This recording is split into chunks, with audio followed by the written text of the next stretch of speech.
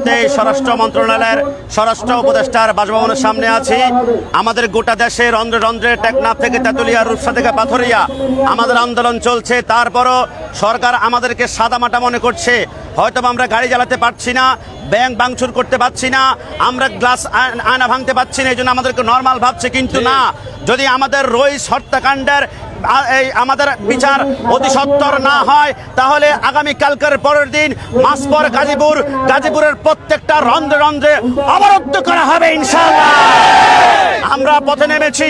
আমার ভাই রইসের অপরাধ, সুন্নিয়তের কথা বলতো, নবীর প্রেমের কথা বলতো, ইয়া রাসূলুল্লাহর কথা বলতো।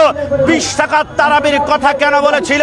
আমার রইস ভাইকে তারা ঘুষিয়ে, তারা পানি না দিয়ে, আমরা দুনিয়ার জমিনে হযরত আলী আসগরকে দেখি নাই, কিন্তু রইসকে দেখেছি, আজিদকে দেখি নাই, কিন্তু আজিদের পেটেরটা ওই মিন্টু নামার পুলিশকে আমরা দেখেছিলাম। আমাদের মনে হয়েছে এরা হয়তোবা পুরাতন ফ্যাসিস্টের দোসর, আর না হয় এরা নব্য ফ্যাসিস্টে জন্মগ্রহণ করেছে। আমরা স্বরাষ্ট্র মন্ত্রণালয়ের স্বরাষ্ট্র উপদেষ্টার বাড়ির সামনে থেকে, আমরা বাসভবন থেকে স্পষ্ট বলছি, আমি একজন যুবক, আমার সামনে হাজারো যুবক আছে। যতক্ষণ পর্যন্ত রইস হত্যাকাণ্ডের বিচার হবে না, রাজপথ ছাড়ার কোনো প্রশ্নই আসে না। আমরা রক্ত দিতে প্রস্তুত আছি।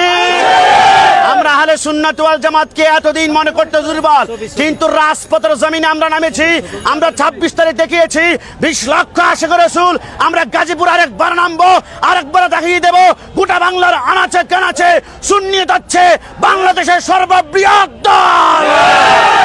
আমরা আমরা আমরা আমরা আমরা রইস হত্যাকাণ্ডের জন্য বুলেট মারবো না, গ্রেনেড মারবো না, অস্ত্র মারবো না, কিন্তু সুন্নিদের সবচেয়ে বড় অস্ত্র, যে অস্ত্র একবার মুখ থেকে বের হলে জমিন থরথর করে কাঁপবে, ওই অস্ত্রের নাম হচ্ছে ইয়া রাসূলুল্লাহ।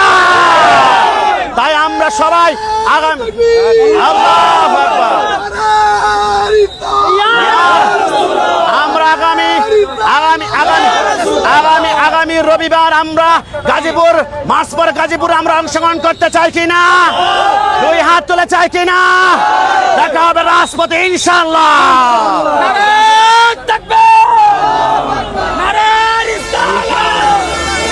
আচ্ছা,